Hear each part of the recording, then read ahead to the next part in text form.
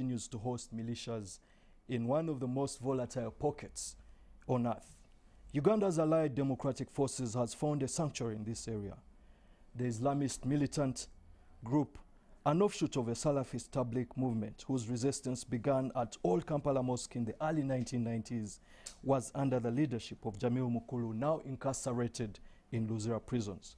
But as a result of realignment, the ADF under Musa Baluku has embraced a global jihadist dimension, with attacks increasingly being claimed in the name of the Islamic group.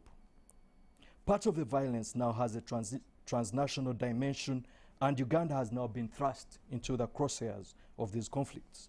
A recent wave of insecurity resulted into a trail of death and despair as the government accuses ADF of planting bombs. The country also faces the specter of homegrown suicide bombers, the first of its kind. But beyond ADF, the Eastern Horn of Africa, once touted by Western allies as a region with a new breed of leaders, remains under the clutches of conflict and violence. Good evening, viewers, and welcome to Citizen Voices. I have a panel for this evening, and Timothy Kaligira right here, a writer, a researcher, someone who is very curious. Mr. Kabuleta, he wears many hats, a politician, a pastor, a former journalist. Andrew Mwenda, one of the finest journalists of this generation, and an entrepreneur, is that correct? Most important, old man of the clan. And old man of the clan. Professor Philip Kasaija Puli, a political scientist who teaches at Makerere University, and an expert of security in the Great Lakes and beyond. First things first, Timothy, since we've had a number of incidents in Kampala, you've gone on to social spaces where you've cast doubt about certain things. What is driving your curiosity in this regard? Well, unlike most of you in the media, I don't have this laziness that spends all its time waiting for what the government says. The government spokesman says it was ADF. Tomorrow's headline is it was ADF, says government spokesman. President Museveni says it was ISIS, and the media says that. So I basically just start off when these crimes happen with an open mind and investigate it independently like anyone else. And the police briefing, the president's statement, the government's position is for me just among the many sources of information. It is not the thing I spend my time looking at as the beginning. So the first point, of course, was, belatedly, ISIS claims it was the one that planted the bombs in Kampala. And I said, this ISIS nearly overran the Middle East at some stage. And had it not been for the combined forces of the United Nations military forces, the permanent members, and NATO, Iraq, Syria, possibly Afghanistan will now be. Is that the kind of organization that can plant these sorts of little, improvised device in Kampala? No. So why do they claim it? Well, it's the same thing the NRA did in 1983 when Major General David Oyedejo's helicopters got shot down. And, well, you lose nothing by claiming things you did not stage. Bad publicity helps terrorist groups. So basically, I just start off with the thought. When it happens, I start looking for all patterns and not necessarily begin to discuss, as most of you I'm going to do tonight, with the government position. That's the answer. You post on your Twitter account that why didn't the ADF target the real enemy? Why didn't they bomb the buildings? Okay, of now their enemies in Mbarara? There's so many farms, there's so many hotels. But someone else says, how come Al-Qaeda didn't target George Bush's branches in Texas? No, but they went for the Pentagon, went straight. In others, they had the way that would have gone straight to the White House. If you go back from the 1960s, the Popular Front for the Liberation of Palestine, 1970, the PLO, the raid on Entebbe, the Mogadishu hijack, the Olympic Games massacre in 1972. If you look at this Arab Islamist terrorism for the last 50 years, those people don't joke. They go seriously. They don't look for some obscure place in Komamboga. They would be looking for places like the American embassy here. They would start off with the UN base in Entebbe. They would go head-on for places like State House and whatnot. But ADF is just an affiliate. So but who says it's ADF? Who says it's ADF? The relationship is at a nascent stage. Who says it's ADF? That's the question. See, that's what I'm talking about, media. Who says ADF has never claimed these bombs? So why don't you just think out of the box? Joseph, you posted something very interesting on your Facebook account about basically how we're entering a new phase. Homegrown suicide bombers. I mean, it's just a number of things that you get a young man, indoctrinate a young man, radicalize a young person to be able to carry a suicide vest or whatever it is, something packed with ammonium nitrate and be able to explode it. But within the context that there are doubts about sometimes who exactly is carrying out these attacks, what do you make of basically what's happening currently? First of all, I'll disagree with Timothy. It is ADF, and I'm not getting that from official sources. I'm getting that from outside sources of offshoots of ADF, really, and or at least people who were once in ADF and were supposed to have been, you know, rehabilitated and brought back to society, and then fell on hard times here and went back to what they know best. And then the idea of ISIS not planting, ISIS in itself is totally in disarray right now. They would claim they would want to do anything, but the one thing they still have, I believe, and this was also said by Baruku, is that they have the ability to collect funds from different people across the world who might want terrorism in that aspect for all sorts of reasons, which ADF cannot. So now ADF would try to affiliate itself with ISIS for basic training on how to make, you know, detonate, you know, explosives, and also, especially, if they do what, you know, if they create enough havoc, then they could get, in their thinking, they could get some funding from ISIS, which has the ability, which still has the ability, even if it was crushed by, you know, Donald Trump and all that, it still has the ability there, and the fact that it survived for that long means that it had a lot of sympathizers in that region. The fact that they could take geographical space in that place means they still have some sympathizers somewhere in that place. Actually, so the UN panel of experts report, if you read it, specifically says Baluku is trying to reach out to ISIS purely for perhaps a selfish reason, that's financial gain. Yes. And there's been evidence that some of the trainers from Tanzania and elsewhere who have been to the jungles in the DR Congo have been training ADF in making IEDs and these kind of things. That's the slight connection there might be to ISIS. Exactly. In terms of the money, I don't think has come yet, which I'm sure they really want, but the small expertise on how to build these explosives, and also the fact that, you know, if ISIS can sit there and take responsibility for something, it means for something, as he has said in Komamboga, it means that they also are desperate for some kind of attention, maybe even as much as ADF. So, but the thing they do is, if they can have, you know, if they can tell their funders, their previous funders, who I'm sure are still there, that we are still wreaking some havoc across the place, then it's possible that they could, you know, get some money, some funding, and then that's where ADF wants the affiliation from. They want the money. But that said, it's got to be said that, first of all, there was an offensive here by the Ugandan security forces that went and appeared to crush a lot of, you know, ADF that time, and people who were ganging up at that time. And there was a lot of braggadocio even from, you know, politicians and people in power of how they had dismantled it. Now there are some fighters who left and went and did their thing somehow in Congo and went about their life. But the others who were brought to Kampala, actually, many of them went through the Amnesty Commission and got amnesty certificates. Including Jamil Mukulo's son, who in 2013 got amnesty and returned. Yeah. Yasin. Right. Now, the thing about that is, when they came here, they were given promises. They were demilitarized, I mean, disarmed. They were, you know, taken away from their terrorist habitat, but they were not resettled, and they were promised some things. And the reality is, and I've been hearing this from all sorts of sources, that there was a lot of disappointment in what they expected in regard to money and what didn't come. And actually, there was somebody who was shot in a very grisly manner because apparently he's one of the people who had eaten their money. And now these are people who know they don't have a court. They don't have, the only way they know to solve issues is that on the street. Is that the way they did that with that person. So now, number one, and then they have, the only training they have is to kill. So now if you get them and give them amnesty and keep them roaming in the streets of Kampala without putting them somewhere, they are going to revert back to what they know, because it's all they know.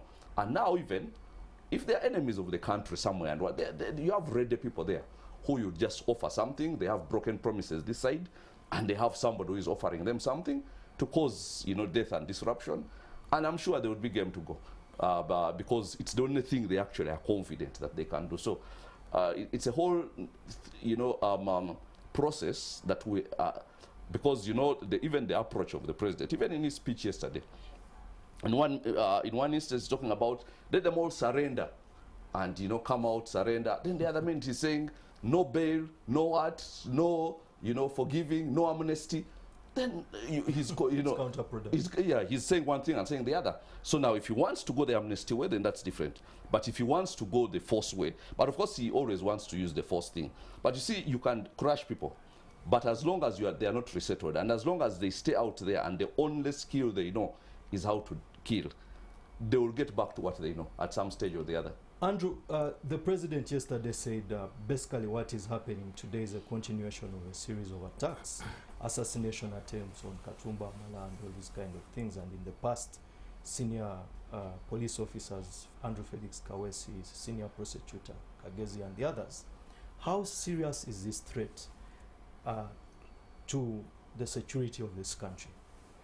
Well, I think, Emma, please allow me by beginning by responding to some of the statements earlier made by Timothy. Timothy said, and correctly so, that a lot of journalists who have come to cover this story have covered it by listening to government. What I would like, and he said that is laser journalism. First of all, I need to take Timothy to the first year, first term, first election journalism. Journalism teaches you that as a journalist, when you go to cover a story, especially a breaking story, remember these bombs were instantaneous, they're happening and you have to cover them then. It's important to rely on authoritative sources of information. And the government is an authoritative source of information. Listen to the police, report to the public, this is what the police are saying. What happens when the police spins? Please, Emma, you can hold your fire. I first explained this ABC of journalism. Okay. Always listen to authoritative sources of information. That is a basic principle of journalism. The second, the story is breaking and evolving. So if a bomb takes place today, you cannot investigate and you cannot begin an investigation and establish all the facts there and then. The safety therefore is in official sources. If the IMF issues a statement, if Timothy Kaligera says Uganda's economy has grown like this, hardly would anybody listen to it and quote it. But if the Minister of Finance, the head of UBOS, the Central Bank of Uganda, or IMF or World Bank institutions that have such prestige of collecting and gathering data speak, then we always, as journalists, we must cover them first. So that is layer one. The second layer is where I would applaud him, theoretically, that if many times the government can lie. So our role as one of the values of journalism is to be skeptical. What really could be the truth? So journalists should go behind and investigate and establish facts beyond what authoritative sources are saying. Because authoritative sources, while we rely on them, they can also seek to mislead if government has a particular agenda that they want. Remember, there is a time government of Uganda accused Bobby Wine of having had guns in Arua, which were not there. So we can investigate and establish and find the facts. Here we can say government has said they found guns. Tomorrow we can say we have investigated and found X, Y, Z. And therefore, that's the role of investigation. Now, let me come to him who accused those other journalists of being lazy. What were Timothy's investigations? What has he found about ADF or not found about it? What are his conclusions? What is the veracity of his evidence? What is the credibility of his sources? For all I know, Timothy Kaligera has not even gone to Congo where the ADF is. He has not talked to Congolese. He has not, because me, I can give an example, one thing. If in Uganda there's a journalist who has had very good contacts with ADF, it is me. I have hosted them on Andrew Mwenda Live, their commander. Timothy was there when I would be hosting them. I have met and talked to them in London. I used to have lunch with Jamir Mukul here in Kampala, and the government of Uganda failed to get him. They had Abdallah Kabanda, who was the commander of the army. Government would not, they would move through Kampala here, and I would talk to them and I would interview them on my radio show by satellite phone. So I know ADF. Two, the governor of Ituri province, Bamanyisa, happens to be a Munyoro Mutoro, like my grandson Kabaleta here. But remember all of us here, we should speak in the language. Speak for yourself. So, I can call him and he gives me information of what is happening inside Congo. He's a personal assistant. I have family and friends in Bunia, in Beni, in Butembo, in Mutuanga, all those areas of ADF. So at least I can speak authoritatively about the presence of ADF. And I still have sources within Kampala here and within Congo who relate to ADF. So ADF, Timothy, exists. If you say it does not exist, then you don't know. In fact, it shows me that you're doing exceptionally worse journalism than the journalists you're criticizing. ADF exists. So did that did Timothy say he started by saying I said who says that? He says that the Ugandan journalists are very lazy. They only relied on the government. He failed to tell us if he does not rely on the government, whom did he rely on and what is the veracity of his evidence. He did not present it. But this should not stop this narrative. The second thing, there is a relationship, of course, between ISIS and ADF, between ISIS and many Islamic groups. This relationship is largely ideological. It may not be organizational, it may not be even financial, but there is a global movement by radical Islamists to spread something called an Islamic State, a caliphate. And it's an important ideological challenge to the existing world order, which is based on Westphalian principles. I don't want to go into the details, but sometime in 1648, European powers, after the 30 Years' War, European countries met in a region called Westphalia in two towns whose names I cannot easily remember. Munster and Osnabrück. Munster and? Osnabrück. Osnabrück. And there, they developed certain principles of how a world order should be. The most important were respect for the territorial integrity of every country and respect for the sovereignty of every country, which means that how you govern yourself internally will not interfere in your domestic affairs, but internally you'll be tolerant of the different religious groups because the wars were religious. Internal tolerance, the beginning, the birth of liberalism, and externally non-interference. The ISIS, this is a Western conception of the international order. But I think ISIS challenges that international order and believes the international order should be based on Islamic principles. ADF and so many other Boko Haram and Al-Shabaab may not have direct organizational linkages with ISIS. They may not have financial support from ISIS, but they share a common ideological platform, and that's why ISIS can stand and speak for them. It is like a communist movement taking place in Vietnam, another one taking place in Angola. They may not, but there is something called, say, the Communist International. So whatever happens, they take credit for it because they belong to the same ideological dish. Now, let me come to the specificity of these blasts. First of all, I do not think that these were suicide bombers. If you observe carefully those videos, okay, let me put it this way. I observed carefully these videos and they led me to two conclusions. One, that the people who detonated the bombs were not the people who were carrying them. If you look at the history of terrorism, there is a way a terrorist launches their bomb. They may stop, especially these Islamists, they may say, Allahu Akbar, and then blow something. Is it cast in stone? Well, it may not be cast in stone. I'm giving a series of things that they say when you watch a video, there are certain interpretations based on a particular precedence that guide you into analysis. Analysis is based on certain precedents. Precedent one, they never stopped, they never said anything. In fact, the detonators went off in motion. One was riding a bike, another one was walking. That is one, which I suspect somebody else may have been controlling the detonator, in which case there is even a likelihood that the person carrying the bomb may not even have known they were carrying a bomb, or if they knew, they thought they were supposed to deliver it somewhere and they had not yet reached there. That is one. And later I will tell you why I think it's like that. Two, targeting. Normally, the aim of a terrorist is, terrorism is a form of communication. That's another thing we should know. Terrorism is a form of communication. I want to dramatize what I'm doing in order to attract attention. So, the impact must be highly felt and the casualty rate must be high. Look at the guy at CPS, look at the border guy. Wherever they did their detonation, there is only one person in front, another one behind. With that boy at CPS, he could have walked up to the gate and even run all through to the lobby before the guy is trying to stop him. He had enough time before they hooked their guns to enter the lobby and blast from there. The security was so loose that until now that he could have had maximum impact, killed more policemen, and dramatized their cause better. And the fact that he was almost in the middle of the road and still moving in motion adds to my doubts about him having been the detonator. But the third thing, and which is very important, you should know that the government of Uganda has been in a war with ADF for more than 25 years. Sure.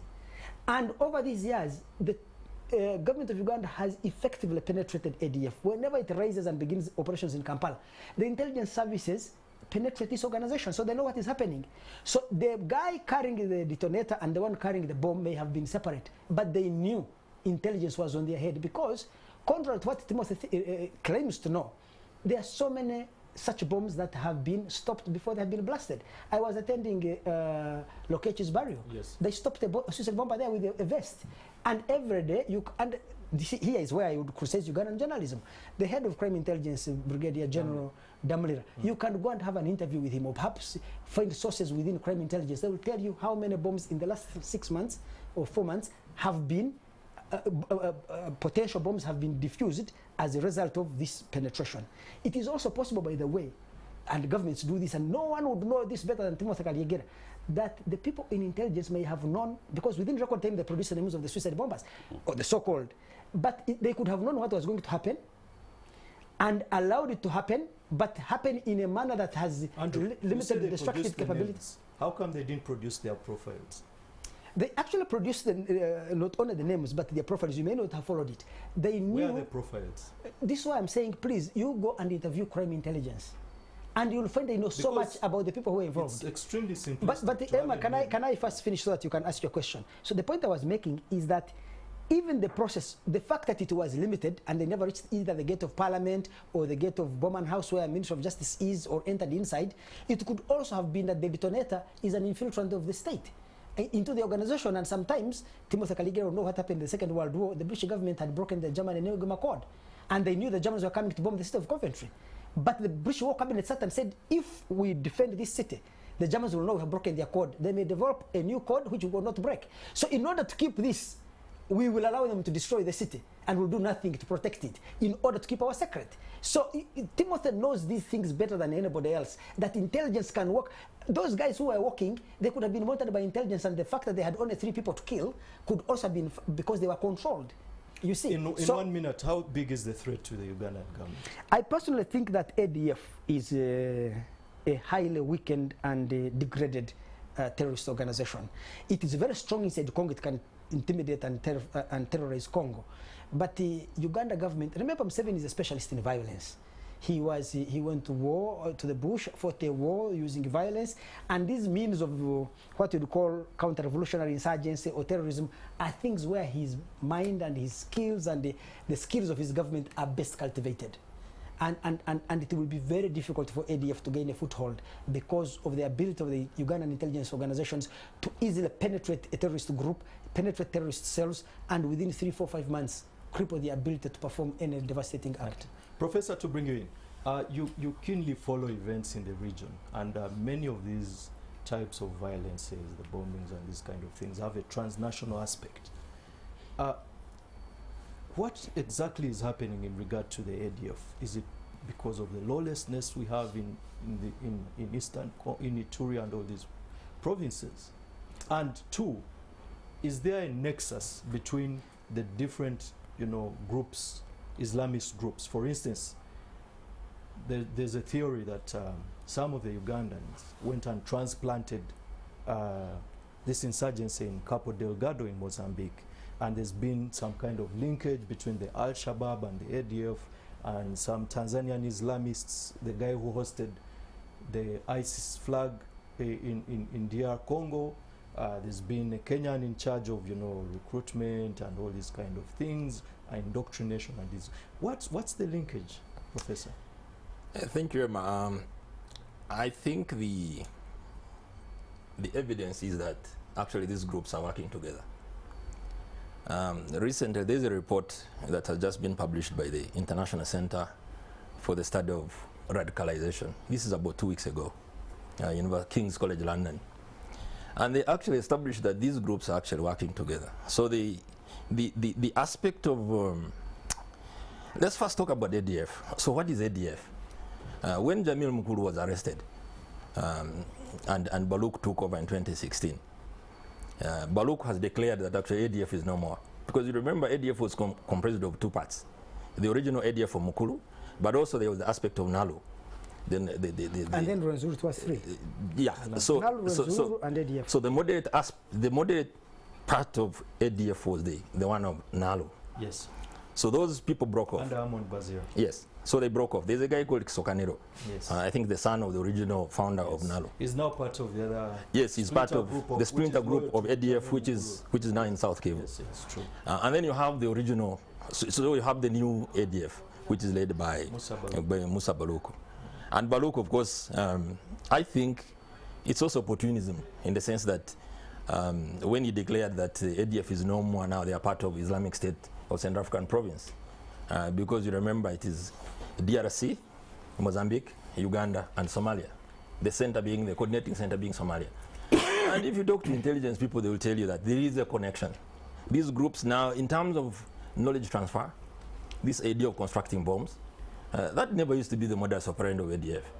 They didn't have the capacity before they declared their What do you mean capacity? the capacity in terms of constructing these bombs. But they made IEDs in the 90s. Yes, the IEDs were there, but not as sophisticated In as. fact, one of the IEDs that went off on a bus in 1999 killed 18 people. Yes, but the point is that it was not as sophisticated. July 7th. So yes, it was not as sophisticated. That's Al-Shabaab. That's Al-Shabaab. Yes. But you remember also the other bits are these that, because if you, there is a group of Al-Shabaab which has declared its allegiance to ISIS. Yes. But the bulk of the group of Al-Shabaab is aligned with Al-Qaeda. Yes. And the two groups don't see eye to eye, Al-Qaeda and ISIS. Yes. So the point is, in all this, what I'm saying is that there is a nexus between these groups. And increasingly, of course, when you mentioned Cabo Delgado, Yes. the person who was leading that group, who was arrested by the Mozambican police, was a preacher from old Kampala. Yes. So clearly right now, there is a nexus between these groups. And I think when you ask about the threat may not be as big in this country as it used to be. But in as long as these groups still exist, the last count in Eastern DRC, there were 130 Yes. foreign and local armed groups. Of course, ADF being part of the mix. So the threat still is there. I mean, it's an existential threat. In terms of penetration and of course, it's possible that they can be infiltrated. But for them, they have to succeed only once. The government has to succeed all the time. Yeah. This is the difference. So recently I was reading the ISIS international, the organization which I used to work for, Institute for Security Studies, produced what we call an ISS Today. And in that ISS Today, someone was arguing that for the countries that are involved in these fights, especially Kenya with Somalia, Uganda with the Somalia, and then of course the countries now which are contributing, Rwanda in Mozambique, they really have to be on their toes because these groups increasingly they are getting sophisticated in terms of how they operate. They exchange information, they exchange training. So really we have to be on our toes. And that also can be explained in the sense that also we look at beyond the region. We also look at the Sahel. So the groups which are in the Sahel Islamic State of West African province, which is aligned to Boko Haram, and all the other groups which are in Mali, in Burkina Faso, in the countries where actually terrorism was not. But increasingly now we are seeing that the Sahel is one of the most unstable areas in this continent because of the insurgents who have been there now for the last coming to 10 years. So we really need to watch out. Thank you, Professor. Timothy, you usually don't want to bow to the official dome narrative. And Andrew Mwenda, when he was, articulating these issues, talked about authoritative sources, and is quite right in this regard. If IMF is more likely going to give you better statistics about the economy than some guys in Chikubu, the WHO is likely going to, be more believable, plausible in regard to vaccines and all their dangers. But there's also a danger in that there are very specific issues. For instance, I had one of the spokespersons one of the security institutions, say, we killed Sheikh, is called Chilevo, I think the guy was recently executed, and there's been a contest in regard to the circumstances that led to his shooting. She said that, you know, we found out from one of the people we arrested who told us that he was part of us. Now, if you're going to kill or shoot dead a sheikh on the basis of this kind of hearsay, and you don't interrogate and, you know, subject evidence to the basic rules of evidence, then it becomes problematic when you listen to the so-called authoritative voice and you go with that. Perhaps that's where there's doubt. And Timothy, why do you continuously reject the official DOM position? Well, because of the biggest story of all, the Idi Amin story. When I investigated that story, I said, if this can be so different from, the facts are different from what assumption, what else don't we know? You know, so like new archaeological findings say, by the way, it wasn't Judas who betrayed Jesus in the Bible, as we thought for 2,000 years. It actually was Matthew, that tax collector who loved money and all this, but they framed Judas, you know, and a whole new discovery. It's like, for 2,000 years, it was Judas Iscariot. What else don't we know? April 1995, when there was this tension between Uganda and Khartoum. And I don't know if you're old enough to know the time, but it was there in the news when, you know, the International Security Organization said there were arms in the Sudanese embassy at, I think, Nakasero. Yes, and, you know, surround and all, go there and check, and they're not there. Sometimes these people do things the wrong way. The other, just not long ago, I think there was an outcry when they said the World Bank apparently had been overstating China's economic growth. And then, of course, this whole question of, you mentioned WHO, even this COVID-19, just that bit where they kind of gave like China a pass in terms of the origin of that virus. Exactly. And then now it seems to be, in other words, the reason why this new digital economy, the Googles, Facebooks, Amazons, have completely upset the old world order is that there was that conventional wisdom around, yes, the World Bank, IMF, and all this, you know, the media, advertising, the conventional way. Now a whole new economy based on a whole new logic and much more efficient logic has emerged. So sometimes, yes, in a basic sense, the police by default, the government spokesman is a starting point, or this is a point you can't discard. But then my opinion is that it's just one of those cases, just like what happened in 1977, when the government of Uganda officially, police, you know, press conference was Janet Loom had died in a car accident with the two ministers of Fumbi and Oriema. That was the official government statement. Next day, had it been NTV then or the Daily Monitor, would have been. So what was it? Long story. But anyway, the point I'm just trying to say is that I've read CIA declassified files, and they seem to suggest that Idi Amin killed Benedicto Chiwanyuka. But that's what I'm trying to say. And you often... That's what I'm saying. When I hear these things, that's what's the basis of your... When I get to hear these things, some which I will not discuss in this, when I get to hear these things, those little things, that's when I saw even the CIA follows generic story. There's some CIA information during in the 79, the Lule Binaisa period, when these medical doctors were being gunned down, you know, that wave of murders of prominent Ugandans. The American embassy, in those declassified cables, they spoke to, I think, Gracie Mingia and several people, and the picture that emerges is kind of that generic thing. It has made me start thinking, no wonder the CIA gets wrong estimates of people like, let's say, the strength of Taliban and so on. So definitely. You really, really must be skeptical. You really must think for yourself. You must be willing to entertain everything from the most plausible and official sources to the most outrageous of conspiracy theories if you're to understand this world. You've seen all these books that come out much later, and it's like, okay, in the Falklands War, actually what had happened was the British had secretly been in touch with some unexpected source, you know, Belgian intelligence to work out a peace treaty. Then it's like, okay, what don't we know? Then there are things, you know, that come to your mind. Egyptian spy. Exactly. You know, it's the guy who died in London. London or Damascus? London, the guy who fell off the flat. Yes, exactly. Then even this question, the Panam, the Lockerbie bombings, and this Libyan intelligence officer insists to his death, he says, people, that was not us.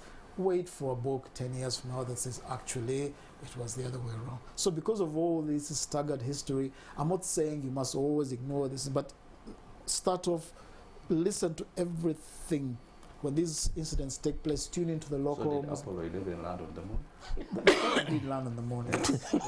Because there have been a lot of people. Yeah, Exactly. sure. So if a person comes to such an outrageous view, have it in the intro, don't dismiss it outright, and then later, because there's a Discovery Channel documentary 2 months ago where there's a man who explained that how they actually stage alternative. They said, no, what if, by the way, we could do like an alternative thing that, you know, simulates this landing. So he confesses, he's now I think in his 80s, and says, actually, we created this alternative thing that questioned, you know, how come the flag wasn't blowing, but he said, the fact is, it did land on the moon. It's just that we created this popular thing that then, of course, sparked of conspiracy theories. In us, anything is just possible. 9/11 was an intelligence. Yes. But Would you imagine if the Iran-Contra scandal hadn't leaked, of America secretly selling arms to Iran Nicaragua to raise money for the Contra railroad, if those things hadn't leaked, or many of these Washington Post, Bob Woodward stories hadn't come out, what would we know about world history? Joseph, well, we knew, we read in the media that the British intelligence, a few days before the attacks, warned us, I think MI6 or whatever it was. What do you make of what was reported? We don't know till to date what exactly they warned us about, and the circumstances. No one is asking the question. What do you think of that? Well, the first thing I feel, first of all, to go out with what Kalejira is saying here, usually when there is one dominant narrative and nobody is departing from it, that's when I start questioning it. That's when I start saying, how come? There has to be an alternative in every... Somebody has to think something different. Now, when everybody seems to be unanimously agreeing something, which, unless like it is so obvious, then I start questioning myself and so on. For instance, like just this week, there was a young teenager, Kyle Rittenhouse, who had been sentenced by everybody, the whole world, Joe Biden, the media, everything. He killed Black Lives Matter protesters. He shot them in cold blood and so on. And I mean, everybody had ruled him guilty until they went to court, until the videos came out, until everybody learned he did not kill a single black person. All the people he killed were white. Okay? Until people learned that actually the man's life was in danger and he was actually in self-defense. Until the court learned that the people he killed, one of them is a known child molester who has been molesting children between 9 and 11 years. So the thing is, usually there is something. So now when the evidence actually came to court, you know, he was acquitted, then everybody looks back and says, oh, the media, the entirety of the media was wrong. And I'm talking about 100% wrong, false narrative. So anyhow, that said, in regard to this situation, I've always felt that in as much as there is ideology and all that and so on, the reality is that usually a lot of these criminal activities take root in a place where there are grievances. First of all, they have to be serious grievances. Okay, you have to find a grievance. Even I mean, before the Arab Spring, there are so many people in Europe who didn't like Gaddafi, but they had no grievance to hold on to bring him down. Now, when there was a grievance that came up, they jump on that and use it to bring him down. Now, of course, the ADF, there are grievances right there. There are the Renzururu who have their issues, and there are, you know, some of these others who sat here and actually decided to go and start some Islamic thing and so on. But also there has to be economic conditions to precipitate that, because at the heart of almost all crime is poverty. And that's the reality. It's poverty. For instance, now, I was reading a report from South Africa where the number of rapes have gone up, have skyrocketed. And all that in the time when they were on... Joseph, that's partly true, but not entirely true. No, I'm just... Abdul Muttalib But the Nigerian guy who tried to bomb the plane over Detroit was from one of the wealthiest Nigerian families. No, I know. There will always be Osama those, even bin like Laden even the people, was even the of British boys who left their middle class life and went exactly. to Islamic State. But they are looking for some ideology. But the truth is, for you to get people and actually because security is saying they actually caught people who had been taken out of Kampala. Some of them had been tricked to be taken, and they were told they are going to give them jobs, and then they were taken. Then they get there, then they actually realize that they are being recruited into some kind of outfit for which they had no consent whatsoever, and now it's too late for them to leave. That's what they are saying. That's what security is saying, and of course you take that with a pinch of salt. But the reality is that, is there anything in this Kampala right now that you cannot recruit people for? In these current economic conditions, if I wanted to recruit people to do anything, and I mean anything, okay? There was an NGO recruiting girls to go and sleep with the dogs. And actually the girls went there willingly. And they knew what they were going to do. And they went there willingly. So the economic conditions, now what I was telling you here is, and the grievances, what I was telling you here is that murders in South Africa, because of lockdown conditions and all that, up 41% in some provinces. The number of rapes, the number of, of crime reports and so on. Everything goes up when there is poverty, because there is desperation. And now when there is desperation, there is a lot more people who have nothing to lose. And that's a very bad place to be in. So in regard to this, and even some of these people I'm talking about, which is a very serious thing by them, because we've had scenarios, now a true scenario which happened, where people were sent into ADF, and they were sent as informers. Now they get there, and everybody knows they're informers. They get there and they infiltrate the ADF. And actually, the information they give is good to capture some real terrorists. But now when these people came out, and then they started demanding for the money they were promised, actually they were ganged up with the terrorists all together and sent to prison, and they have been there and they have been writing letters saying who actually informers, who are sent as informers. Until the point when you talk money, everything is going okay. And now you see, what does that know? You see the ripple effect from all that. First of all, who is going to go there as an informer? Knowing that, it's a dangerous thing. You're joining people who are killers, and you're pretending to be one of them. If they find you out, there's only one solution. One thing only, death. But you go and risk your life because there's something has been promised to you. Then it does not happen. And not only does it happen, they actually lock you up, yet you are not a terrorist. You are helping bring down terrorists. So there is and then all these people here, I'm telling you, there are some people here who came here and got amnesty. And they have been roaming around, and they have bad training. And until you get them something else to do, okay? And I was saying that, when Jesus died and the disciples are confused, what next? They say, let's go back fishing, because that's what they know to do, because they were fishermen before that. So somehow, somebody, unless you mobilize him to do something else, you go back fishing. And this is, and that's where the threat is for me. Answer the question you asked him. How big a threat is it? It might be a bigger threat than we are giving it credit. Thank you, Mr. Kabuleta. You're a presidential candidate, and perhaps it is one of those things you will address in your economic blueprint. We're going to take a commercial break. We're discussing the issue of regional security and the idea of threat.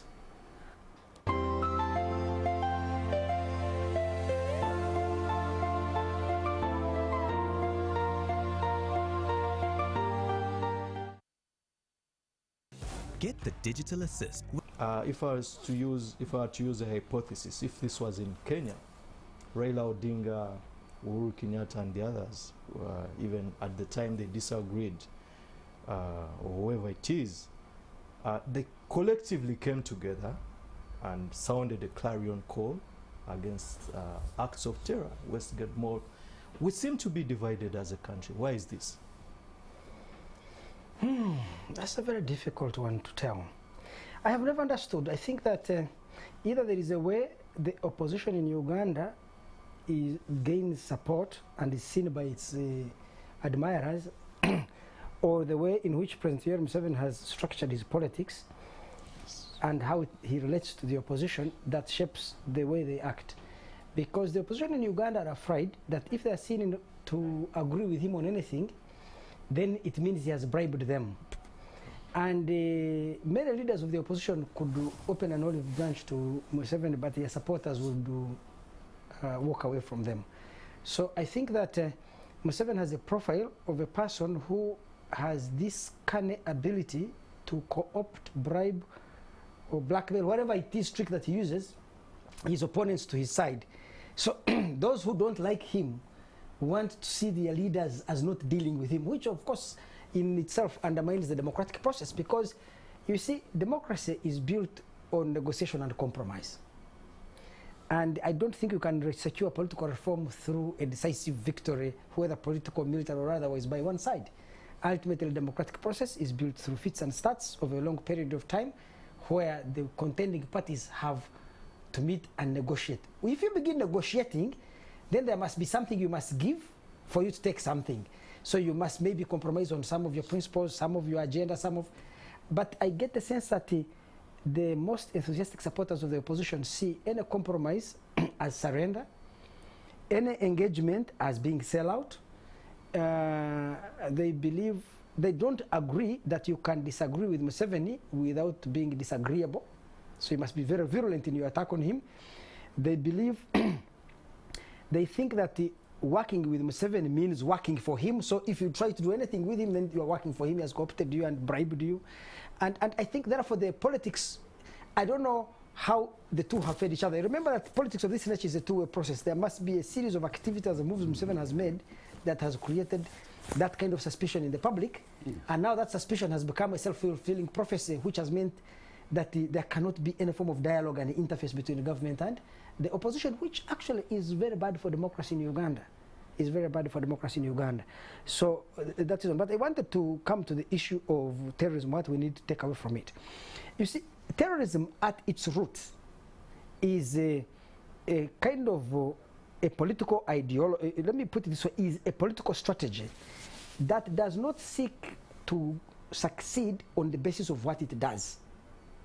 It seeks to provoke the state to act in a particular way. It is not what the terrorist does, but how the government responds that shapes the fortunes of the terrorist.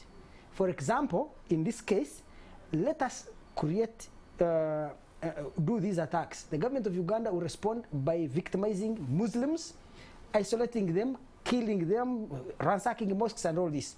And that will make it easier for exactly. us to attract more. It is that that may bring support and sympathy and convert so many Muslims into our side. Then we can launch either a guerrilla war or a military struggle on the basis of these kinds of provocation. That is the essence of terrorism. So if you're a government of Uganda, what you need to think about is, by the way, if government does not react as the terrorist wants, the government wins, the terrorist loses. And therefore, that is the challenge the government of Uganda is facing. Of course, there are two major weaknesses, I think, with ADF.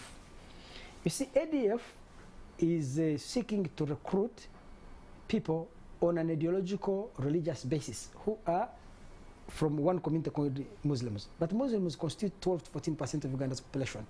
So that limits its appeal as if it wants to build a mass movement. Two, it has positioned itself to be allied with ISIS, an organization with a very bad reputation in Uganda, even among Ugandan Muslims, except among a small fringe group of Muslims. So that itself is likely to limit its appeal.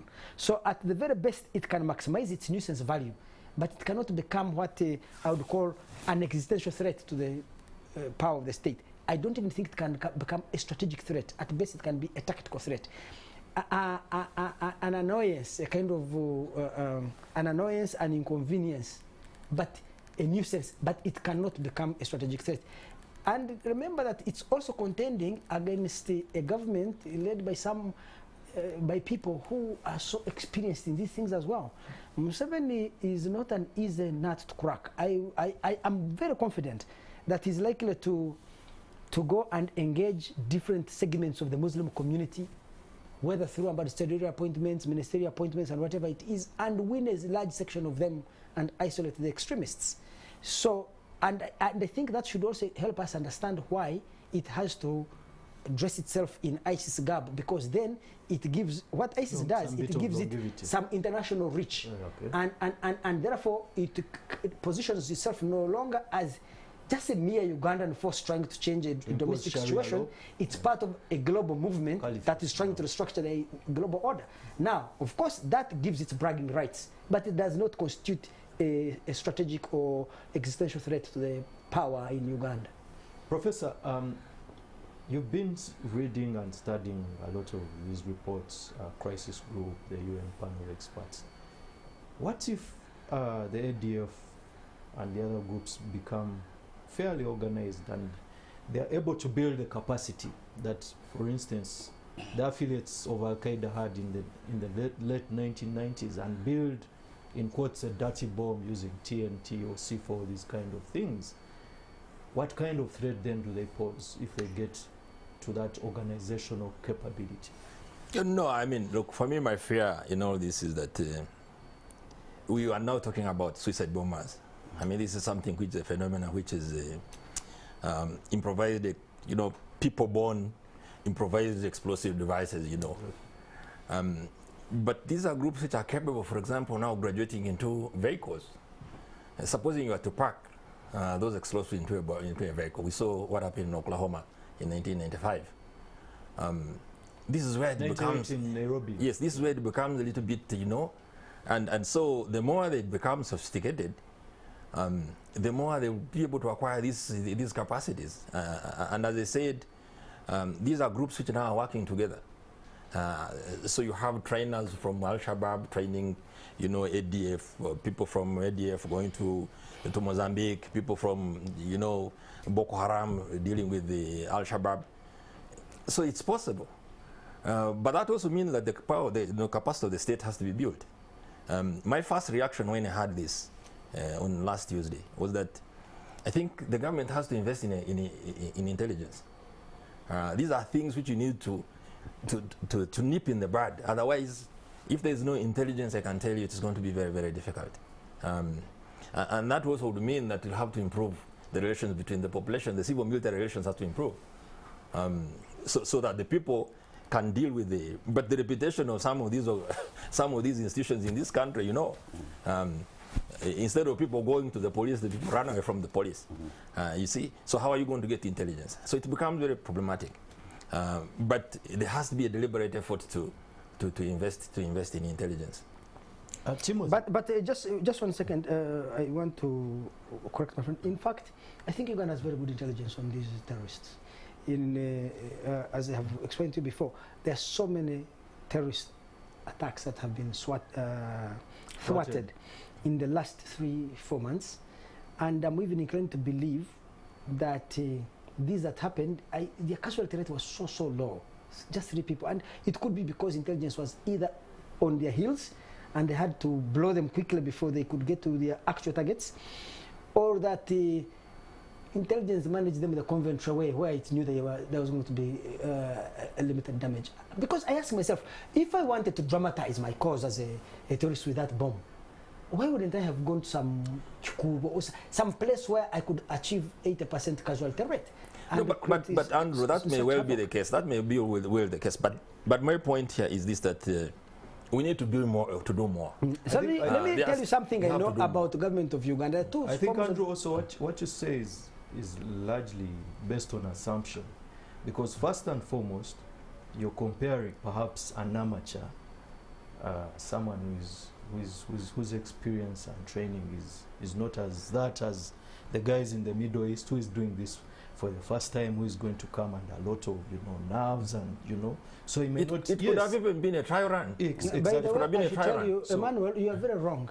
In fact, ADF is 25 years old. That's true. It has had a lot of experience in but these are young people who are long before ISIS was born. That's true. ISIS was throwing bombs in Uganda, so you cannot say they are ISIS are amateurs. The person the young people who participated in this were not as old as the ADF is. I mean, in terms of experience. But they must have gone through thorough training. Perhaps. Remember that ADF has a safe haven in Congo where it is free to roam, train, organize as it wishes. But I believe definitely. The issue I have with your thing, Andrew, is first of all, there have been very few convictions.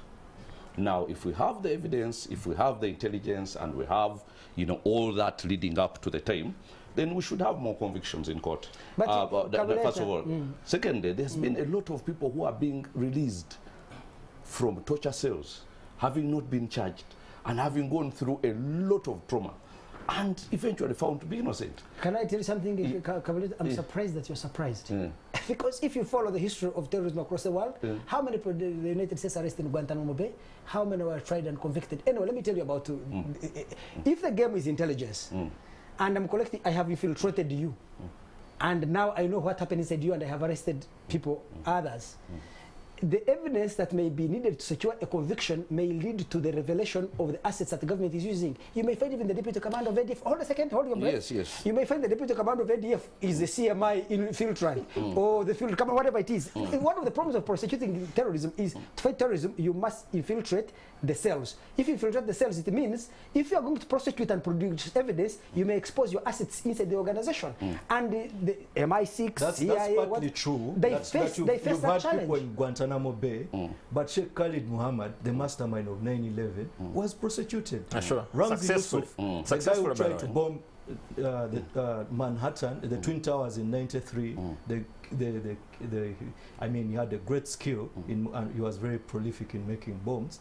He's in jail and he was prosecuted. So for a country, ISIS that has people, arrested more than 20,000 terrorists, and you've got 2 convictions or 3 or even 5, No, I'll tell you that does not show. Yes, but I could tell you 99% of the people, 99% of the terrorists who have been arrested since 9/11 over the last 20 years, and there could be hundreds of thousands, by the way, have never been convicted. In fact, the vast majority of those people in Guantanamo Bay were released without even a trial. One of the reasons the United States refused to take them from Guantanamo Bay to mainland America for trial, why was it? They knew they could never succeed in prosecution, given the circumstances. So I don't get surprised that the government of Uganda has never secured a conviction, although I think they secured a conviction of some terrorists, which was overturned by the Court of Appeal, I think, of the Kamogas, I think 2 or 3. But we can go and find out. But it does not surprise me. It doesn't surprise me. to bring in Timothy, you seem to suggest that there's a regional angle to this thing, and like I think I've seen some kind of writing by a student at Makerere Institute for Social Research, whose dissertation was on the ADF, that ADF has become some kind of political weapon or kind of convenient excuse, that whenever there are flare-ups, whenever there's violence, it's the quick fix, everything ADF. What perhaps could this be a spillover from the Congo? Uganda wants to build roads in the Congo and do a couple of things. Let's pick up on that question, the roads. June, is it last year or this? When Uganda and Congo signed this agreement to build a road connecting Uganda to Congo, I think that circumvents Rwanda, something like that. And I don't know if it's supposed to be one, but essentially, Rwanda, that's already double landlocked with Uganda between it and Kenya and the coast, is now going to see itself being circumvented. And you might remember from a reading, there was some kind of tension in the region, obviously beginning with this closure of the border between Uganda and Rwanda for the last, it's coming 3 years now, since 2019. So that was the original narrative. You can go check on the internet. The general view was this road being built by Uganda in association with Congo is going to isolate Rwanda, and Rwanda is not amused. Not so? That's what we all knew at the time. So last night, there goes the president on TV. And it says, now look at these ADF people. In fact, they're not even happy with this road. They feel, they're not, what kind of people are those, not happy that the road is there. And they target the Minister of Works, General Katumba Omala. Why? Because they, think that road and it's like, I start thinking, They're speaking in tongues. what? And then there comes Didnt Sibeshonga, the former ambassador to the US, who says ADF is supported by A and B. And then something is going on. And the way he portrays it, if you know the ADF, at least the way it's perceived, ADF is really, it should have stated by now, its petty goal is really just, election was really in 96, we're angry with Museveni. It's really from that old Kampala, the Muslim police of Uganda. But the way he was speaking last night, he was almost speaking about an ADF that's kind of almost like a nation state, and that's strategically trying to hamper Uganda's advances. And I kind of felt Museveni just did not want to mention a certain country, but decided for the time being to use the word ADF, and goes on and laughs in the middle of this conversation, you know, throws in this word, you know, like when I'm saying it's you, am I stupid, but since I can't say am, I say you know, Scooby-Doo, and I call Scooby-Doo the fool, everybody knows who I mean. So you could see he relished this sense, and I said, there is something in this story that just, especially when you mention the road, the ADF has never done. The ADF would gain a lot if that road was done. For their own logistical point of view, it's the ADF should, if its immediate complaint should be this recent election that was rigged or the ones before, but ADF and having a problem with Uganda Road Congo. I know somebody else was a bigger problem with that Road Congo than ADF. That, you see what I mean? That's what I said. You begin to go. So I went to check through all these things, you know, the timeline, the searches of and behold, there's this quiet thing of, you see some Congolese, I don't know, it's common knowledge in anyway, Rwanda is supporting ADF and what, hey, some obscure Congolese like argue among themselves and all this and such. And so last night I listened, I said, you see what I mean by going beyond this official, no, I'm not suggesting anything, yeah. but I'm just you are suggesting something. Sorry, I hope I'm not on air, but you are suggesting something. Are you on air? Oh, sure. Mr. Kamuleta, to bring you in, yes, terrorism has there's not unfinished yet. Whereas there's this ADF, there is something hanging over two neighboring countries for the last 3 years. There's intelligence, Uganda has admitted has infiltrated them. It's the more immediate tension and yeah, so terrorism sometimes has two faces, and when you read Mahmoud Mamdan's book, Good Muslim, Bad Muslim, he has very quite interesting illustrations. When Russia was in Afghanistan and the US had this Nebraska project, they sent him books, mathematics books into Afghanistan to calculate the speed to calculate speed, and they're using the illustration of the AK-47. How long does the Mujahideen bullet take? Calculate speed, basing on that to take out a Russian fighter. And you recently said that on radio, I think the other day, that the current regime, when they were in the bush, there was the Anti-Terrorism Act, I think, wasn't in place then. They were more or less terrorists. You've aspired to be a president of this country. How would you deal with the problem of ADF and the regional insecurity? First of all, before I answer that, the issue of wanting to, first of all, our intelligence community and ganging everything, everybody they disagree with the current dispute the country is facing. I know about that. There was a time when everybody was somehow associated with Rwanda, you know, and there was all these people who were arrested for being associated with Rwanda. I actually was happened to be one of them. Everybody knows I was arrested for writing something against Muhoozi. It was very clear. It was clear. That's why I was arrested. And it was clear he's the one ordered for my arrest. But when I get there, they start questioning me as if Rwanda is sponsoring you. And then they say, you're selling your country. Why are you selling your country? Then they start questioning me and trying to push me to Rwanda, a country I've never even visited. By the way, but coincidentally, I've never even visited. But you see, they are trying to push you there because to try to justify. Then I saw another story that came out which even had it was somewhere on social media which even had the amount of money they had supposedly given me. And I'm saying, look at this, so something built out of totally nothing. Now the thing is, I also know that you know what that student wrote and said that ADF can be a convenient excuse for a number of things. By the way, it can be an excuse for Ugandan forces to continue going into Congo and our gold exports to continue staying up there, yet we know we do not produce all that gold here. So maybe they were supposed to be there and not too big, so that every time we can go into Congo to fight ADF and also perhaps some other things. But they are not supposed to come into Kampala to start bombing people. So maybe they were, you know, they are like, you know, the side chick who came home and started knocking at the main door or something like that. So maybe they are supposed to be there so that every time president is talking to Shekedi, want to go into, you know, to come into Congo to fight ADF, we know it's not just going to stop there. So there are a number of things which are there. But answering your question, how would I deal? First of all, there has to be all the grievances, which usually, because of course you can't say that we sort this is going to be sorted permanently, but I know for sure that when there is a real democracy, I know when there is a method by which grievances are being handled, or at least if, I'll give you an example, I was in Tanzania and there were a lot of elite people who hated Magufuli, a lot of business people who hated Magufuli, but they were sitting out the 10 years. They said, we'll wait it out, because after 10 years, he's going to go anyway. But in Uganda, what do you sit out? You know, you don't know.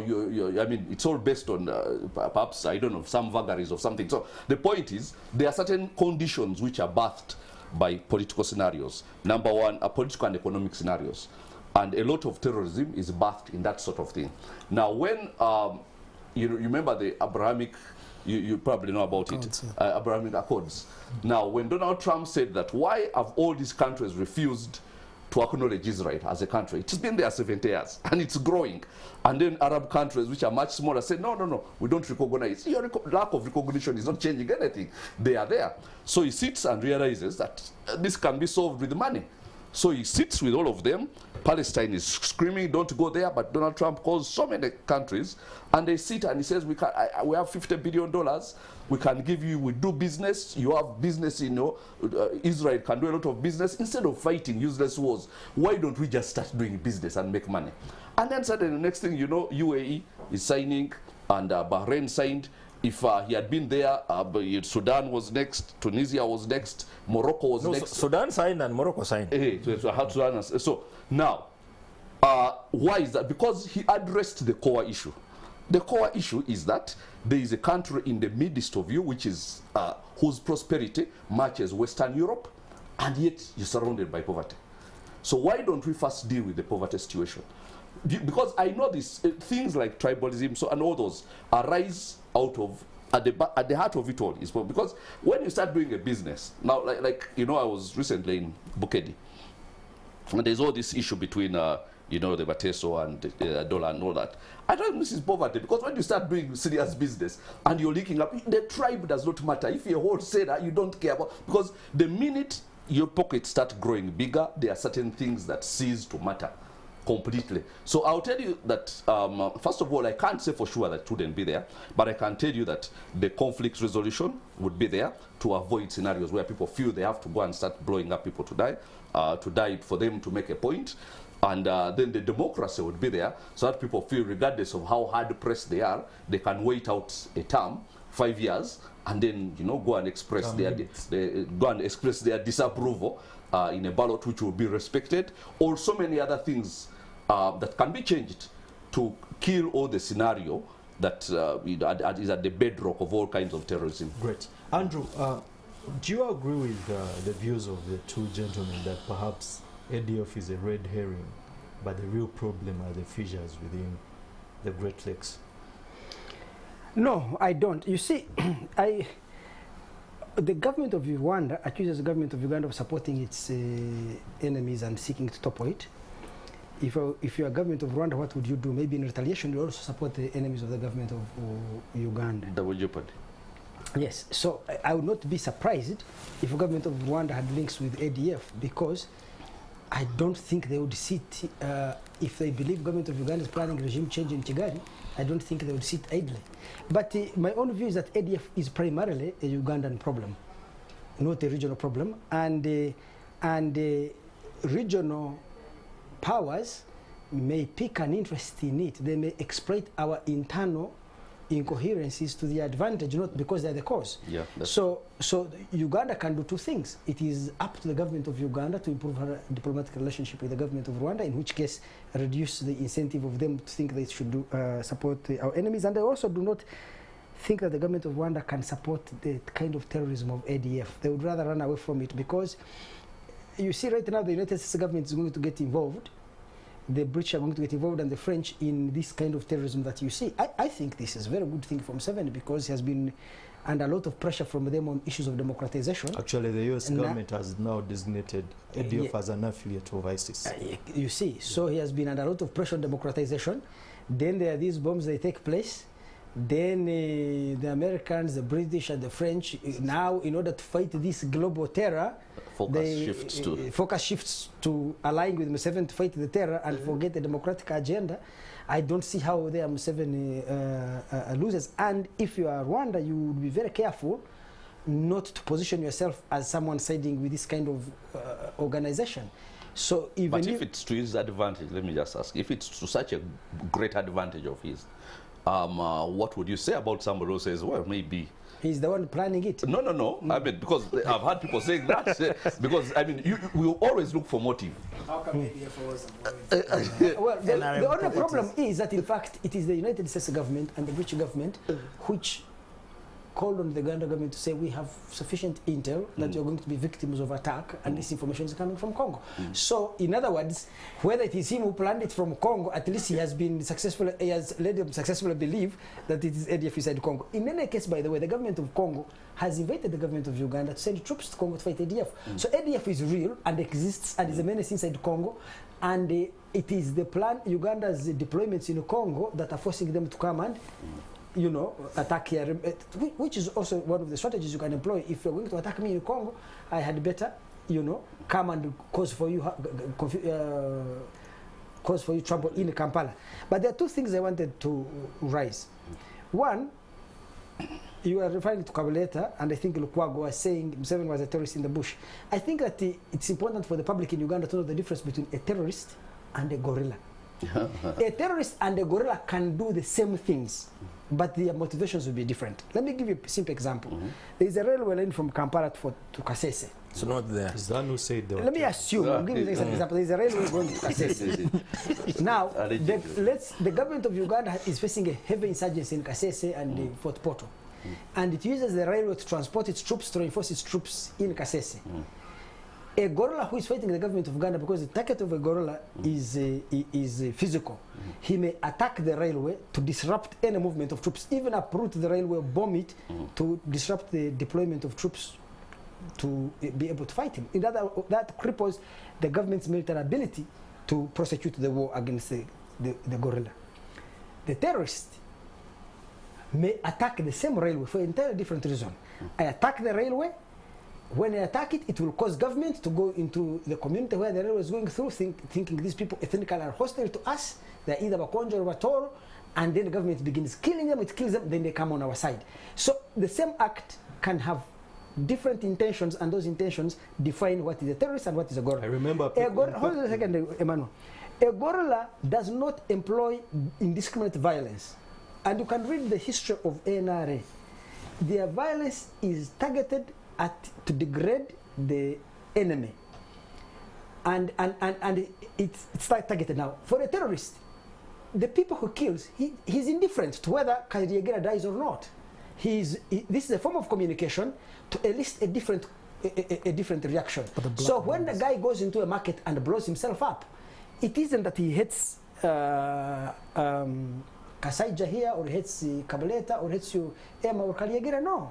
It is simply that he is taking action to provoke a different type of reaction. So Lukwago and Kabuleta mistake the... Okay, let me ask you a simple question. Do you know any guerrillas right now in the world?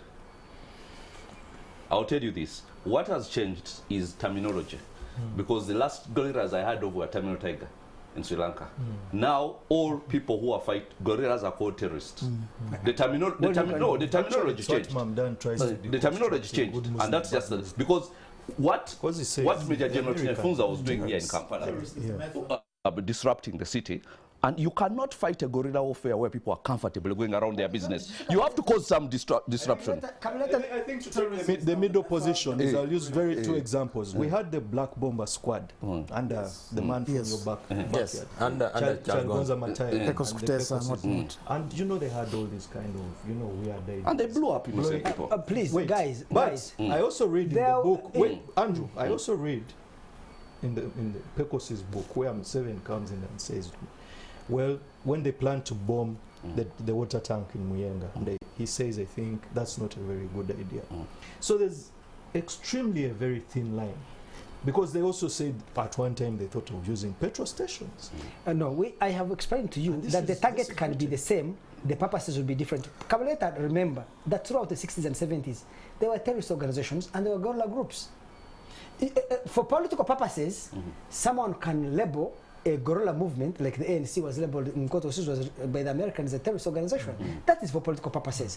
But in terms of an academic like him here, there are books, academic papers that have been written about terrorism. There is a clear difference between the NRA, the EPLA, the RPF, and all these other groups from, let's say, at that time, there was, what was it, the Black September? The guys, they were different. They were terrorist organizations, and they were What's the difference? The Chinese Communist Party, when it was fighting against Mao, Mao was fighting Chiang Kai-shek. It was not a terrorist organization. It was a guerrilla movement. The Vietnamese, the South Vietnamese, the Viet Cong were fighting the Americans. They were not terrorists. They were a guerrilla movement. What's the difference? Okay, let me ask you this, which is unrelated. An army like the UPDF, which went and did such a great job bringing order into Somalia, and has tried to do something like that in South Sudan and other places, maybe even like Burundi, where it was not stated, but where we know when Nkurunziza was taken off, UPDF were there and they took off the people who had staged the coup and got him back there.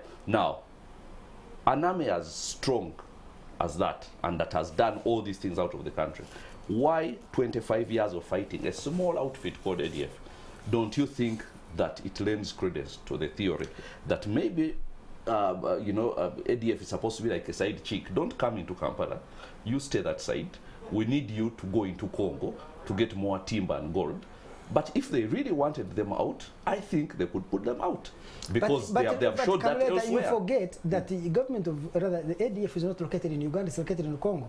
And the only way, therefore, and Museveni believes that in fact Uganda should protect her borders. It should not get dragged into Congo. And he has only gone to Congo now on the invitation of the government of Congo. So ADF is not present in Uganda, and when it is present in Uganda, it has been present as a terrorist organization. Let's carry this forward.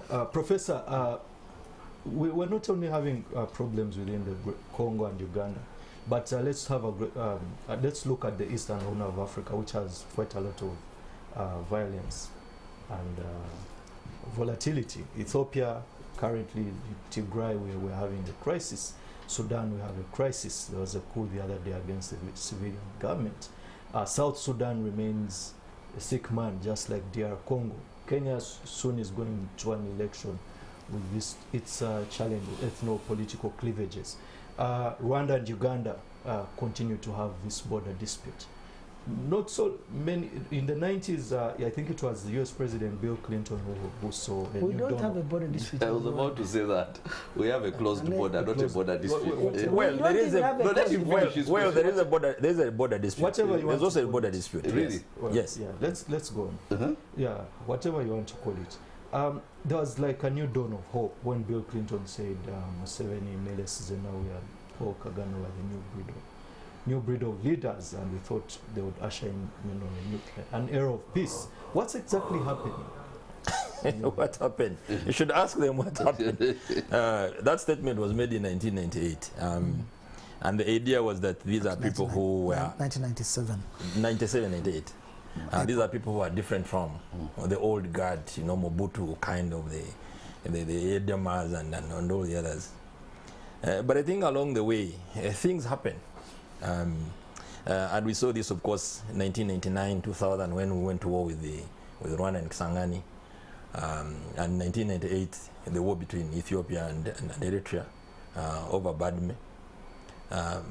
So things happen, but presumably also the characterization itself could have gone onto these people's heads, and they thought that they were actually a new breed, when actually they turned out to be the old breed. And I think time has proven that actually these are not different from Which is exactly why some of us start off doubting official versions of history. So my point here is that But Kasaija, you are a scholar, are you not? Tell me a rebel movement that supported another to capture power in a neighboring country, rather an armed struggle government. These governments has to go to the bush, fight a protracted war, capture power. Then they sponsor another one to go and capture power in a neighboring area, and have not gone to war. The Russians, the Communist Party of Russia, supported the Chinese Communist Party to capture power in China. Russia and China went to war in 1962. The Chinese supported the Vietnamese during the Vietnam War. Yeah, sure. China and Vietnam went to war. The Vietnamese supported the Khmer Rouge in Cambodia to capture power there. Vietnam and Cambodia went to war. The Eritreans supported the Ethiopians to capture power in Addis Ababa. The two went to war. Uganda supported Rwanda to capture power. The two went to war.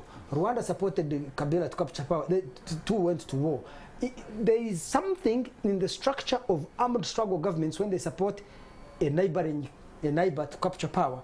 There's something inherent in that dynamic that finally leads them to confrontation. And that universality that I have mentioned about these groups is not a coincidence. Across geographic space and across historic time, the continuity has been that they tend to so go what to is the explanation? So what is the explanation? For me, the point is, therefore, that to say their behavior could have actually been predicted or at least confirmed a historical pattern. So Clinton's statement that the new group of a new breed of African leaders based on their guerrilla background, certainly they were a new breed in the sense of the source of their power, but they tended to reflect long-term continuities across geographic space and historic time for these specific revolutionary movements. Professor, just as we wind this up, please. Continue, you're still speaking. So no, my point here was that along the way, things happened, and on all the countries that were described as such by Madeleine Albright and Clinton have ended up the way they have ended. Of course, we have the issues of Ethiopia and Eritrea, the issues of Uganda and Rwanda, issues of Rwanda and the DRC. Although we have seen some improvements along the way, you know, the coming to power Tshisekedi, the rapprochement that we see between Uganda and DRC. But the old issues still are there. The M23, I talked to the M23 group. I did research in a couple of years back for Minister of Foreign Affairs. And my entry point was just basically to see what they call the Nairobi Accords. If you remember, there was when M23 was thrown out of the DRC, there were talks in Munyonyo, and those talks resulted into two pieces of agreement. Well, it's not an agreement. That's why the Congo government didn't want to call it an agreement. So there were commitments. And my point was to look for what has happened to those commitments, which were signed in Nairobi. And I had to talk to M23 group. I remember meeting the Simwa and telling me that I should address him as president. And he was laughing. He said, "President of what?" And he said, "I'm president of M23. So these groups are there. And I think in the long run, part I think of the solution will be integration. I'm a student of integration, and I'm one of those people who have been arguing that actually this region is better off when we're integrated. Unfortunately, inherently there are problems with integration itself, and we have seen this. Whether it is the standard gauge railway, whether it is the oil pipeline and the politics that go around that.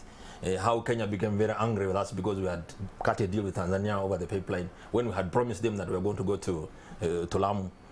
So integration will resolve some of these issues, but unfortunately, it's not happened. Thank you very much, Professor. Unfortunately, we've come to the end of this program. We've been discussing the issue of regional security and the ADF threats. We had a very interesting panel.